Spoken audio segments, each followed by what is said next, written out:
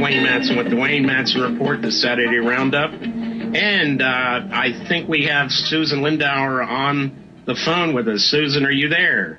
I am right here. And I would just like to... Yes, go ahead. I would have a couple of things to say to you. Wayne, you were the very first journalist to cover my story when I was first released from prison on the Texas military base. And boy, the Bush administration had reamed my reputation. And even then, you were so conscientious as a journalist that you came out to hear for yourself what was really going on. You didn't just take anybody's word for anything. And I have a lot of respect for thank you. But, you know, back in those days, and I think we're still in those days, unfortunately, but your story matched against the story of Sibel Edmonds and Valerie Plame Wilson, and I just can't think how many other stories I heard. People who worked at the National Security Agency, people who were with the Federal Bureau of Investigation, other CIA people, military people. It was just, you know, you put it all together, and of course we know the Bush administration demonized people that way, but yeah, I putting it all in context, we know they lied. We know they were. We know now from the historical record they would do anything to get us in that war in Iraq and also in Afghanistan. And I think we're seeing the chickens coming home to roost right now with what's happening in the Middle East. Whoever thought that it would have a ricochet effect in places like Madison, Wisconsin, Columbus, Ohio, and Lansing, Michigan, amongst others. But now you have a new book out, and I want to talk about it. It's called Extreme Prejudice, The Terrifying Story of the Patriot Act and the Cover-Ups of 9/11 and Iraq. Why don't you just talk about the book, your experiences? Many of the readers of my website are obviously read the story back in '06 and are familiar with it. But for those who have not read it, just give us kind of an overview of what occurred. Sure. I was a U.S. asset covering Iraq, Libya, Yemen, Egypt, Syria, and Malaysia at the United Nations. And I was supervised heavily by the CIA and Defense Intelligence agencies. And nothing that I did was, I was never just out there just going out and doing stuff. That would be a real big mistake in conceptions. Right. I was asked to do this on the basis of my work in anti-sanctions. I was an anti-sanctions activist, and they wanted to use me to see if I could apply my activism to try to act as a back channel so that they would be able to give messages to those governments that were under sanctions, and they would be able to receive information on terrorism particularly from those countries that were considered to be sort of pariah nations. Or Saddam was actually one of the best sources on anti-terrorism that we had in the 1990s. I've heard him described as the FBI of the Middle East. Absolutely. We have to remember there was no such thing as Al-Qaeda in Iraq when Saddam Hussein was there. They were the only place they had any kind of a presence was in the U.S. administered and protected area in the north, in the Kurdistan region. That is true. That is absolutely true. So before 9/11, we're jumping to that. You have a very sophisticated audience, and I'm sure your audience is now aware that we absolutely did expect 9/11 to happen. And beginning in May of 2001, I was instructed by my CIA handler to deliver messages to Baghdad threatening them with war if they failed to provide us with any fragment of intelligence on the attack. So we were expecting it. We understood that it involved airplane hijackings and a strike on the World Trade Center. And my book, Extreme Prejudice, goes into great detail about how those 9/11 warnings played out.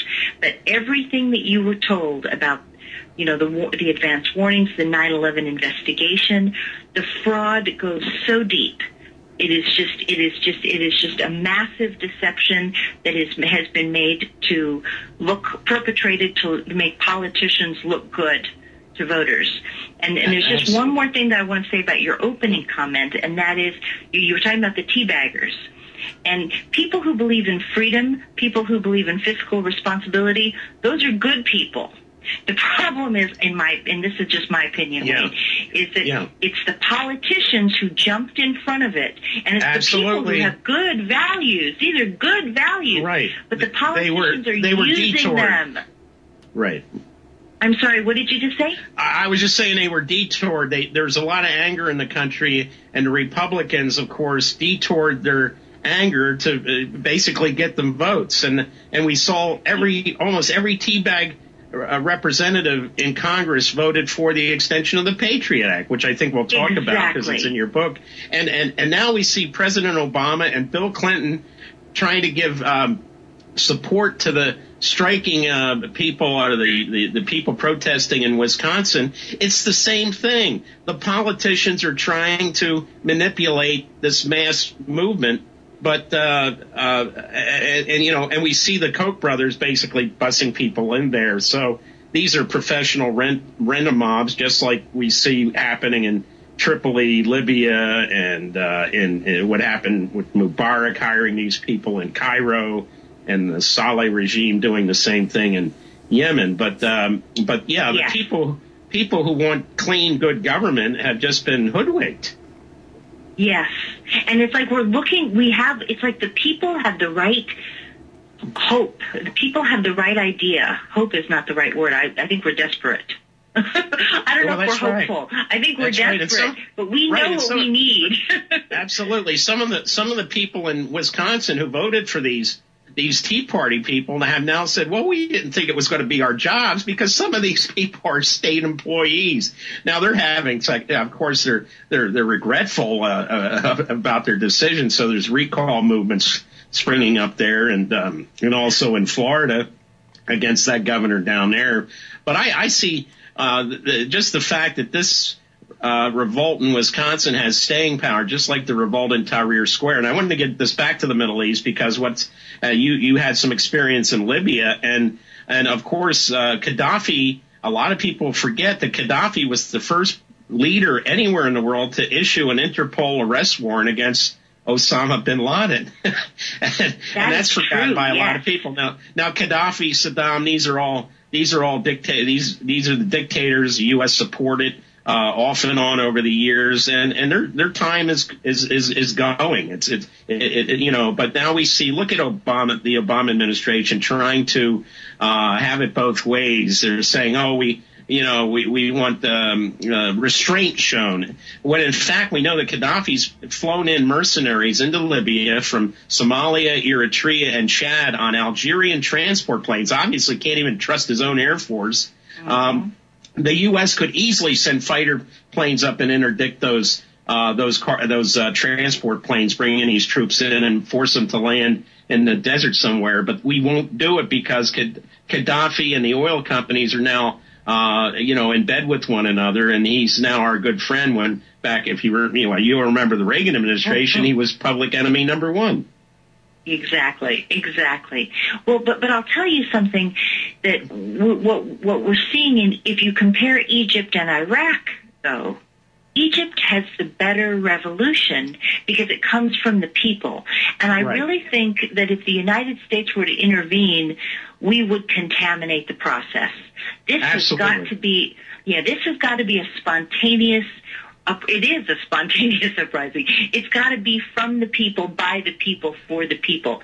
And that's the only way that democracy works. The tragedy that in my book that is disclosed in Iraq was that Saddam Hussein was willing to leave. Saddam Hussein was actually a year before the invasion, before the war, before the talk of war started. He had proposed on a trip. I made a trip to Baghdad, and I met with very top-level people in his Revolutionary Council, and they proposed that the Iraqi exiles would be repatriated, that they would live in embassy domiciles, expanded embassy compounds, protected by embassy security. And for, people like you understand, embassies are sovereign territory. And so the Iraqis pointed out that anybody living in those facilities would be protected citizens because it would be an act of war for any Iraqi police to harass them. So they had a proposal that would repatriate these people safely, and they were promising to have elections that would be internationally monitored by Jimmy Carter and other international teams within 18 months to 2 years. And they said, frankly, Saddam may not even be here. And imagine if we had let that happen instead of insisting on invading. Think how everything would have been different if we had just, if we demanded democracy, but if we supported the people's natural towards it. Do you know, you know what I'm saying?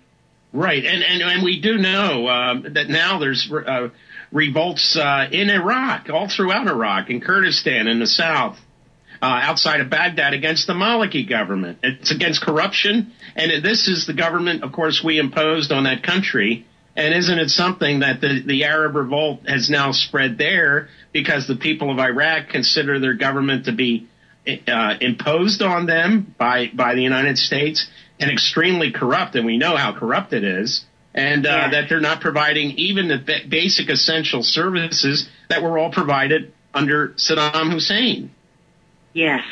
They have failed very badly. And they can't be, the United States, tries to put out propaganda that it's a democratically elected government. However, these are the same people who banned 500 candidates from the ballot. When Absolutely. They lost the election. Susan, they lost the election. Yes, we have a break. Power. We'll be right back with Susan Lindauer right after this short break. This is Wayne Madsen from Washington.